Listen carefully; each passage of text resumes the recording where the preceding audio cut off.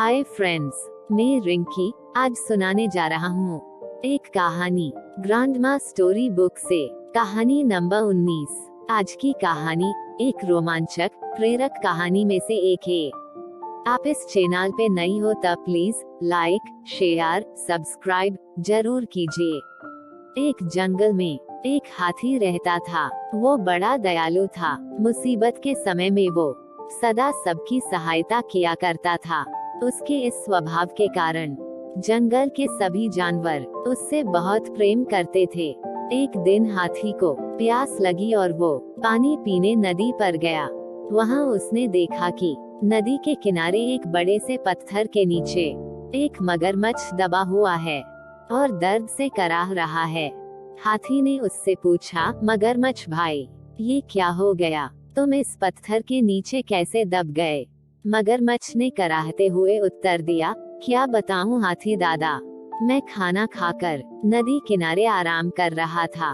जाने कैसे उस बड़ी चट्टान का ये टुकड़ा टूटकर मुझ पर आ गिरा। बहुत दर्द हो रहा है, मेरी मदद करो, इस पत्थर को हटा दो, मैं जिंदगी भर तुम्हारा एहसानमंद रहूंगा। हाथी को उस पर दया आ गई, लेकिन उसे डर भी था कि कहीं मगरमच्छ उस पर हमला ना कर दे।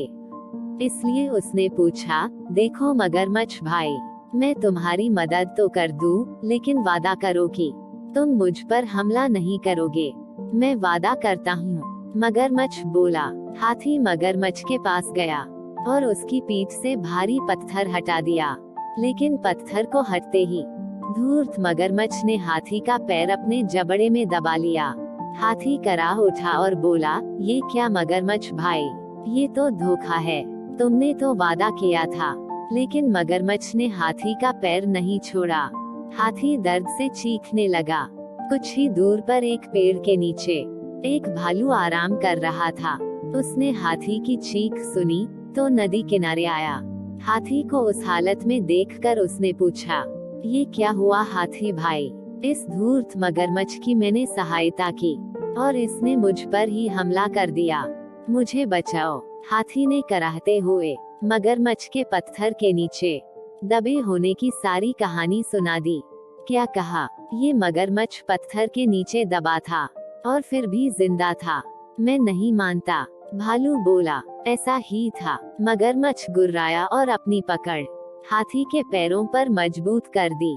हो नहीं सकता, भालू फिर से बोला। ऐसा ही था भालू भाई, हाथी बोला। बिना देखे तो मैं नहीं मानने वाला हूँ, मुझे दिखाओ तो जरा कि ये मगरमच्छ कैसे उस पत्थर के नीचे दबा था और उसके बाद भी जिंदा था। हाथी भाई, जरा इस मगरमच्छ की पीठ पर वो पत्थर तो रख देना, फिर उसे हटाकर दिखाना, भालू बोला। मगरमच्छ भी तैयार हो गया। वो हाथी का पैर छोड़कर नदी के किनारे चला गया। हाथी ने वो भारी पत्थर उसके ऊपर रख दिया।